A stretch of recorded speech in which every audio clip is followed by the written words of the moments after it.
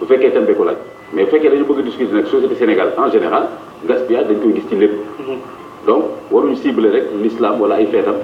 mel ne julli di ñoo fi indi problème gaspillage. donc loolu man discrimination boobu déjà du ma ko nangu. parce que am na feneen fu ñu yàq alal bu bëree bëri. te du affaire l'islam affaire politique la. wala affaire sport wala affaire.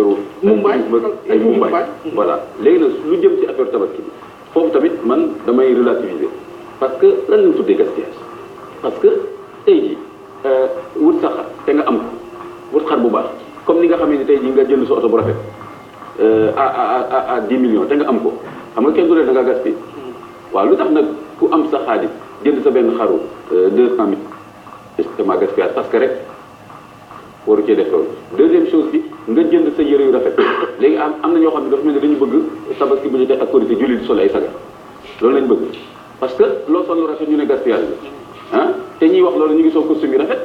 jigéen ñi sol ay robe yu rafet ay dàll ay ceetu dàll yu jar yu kenn xamul ñu koy sol te tuddee ko gaspillage di changer tenue tous les 3 jours 4 jours di sa ay mèches yoo xam ni boo ko tegee xaw ma benn bi xaw ma ñaata la cheveux naturel. ay 200 000 lay jar. donc man d'accord ma du tout que bu ñuy wax affaire tabaski korité lu julli di dépenser rek ñu ne gaspillage la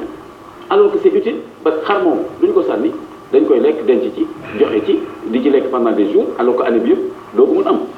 yëre yooyu ngay solal say doom est-ce que bis boobu rek lañ koy sol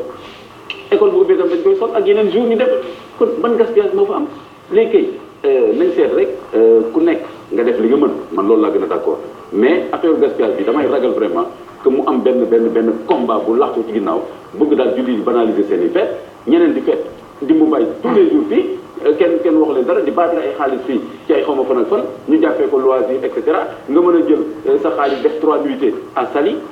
40 000 francs la nuitée nga dem fa 2 fois dans le mois mu nekk la xawma lan nga ànd ak say copains ngeen dem bu mbay mais bu julli di dépenser dara ci tabaski ñu ne woy gaspillage la et cetera donc du ma d'accord ci loolu tant que li ñuy utiliser ci fête bi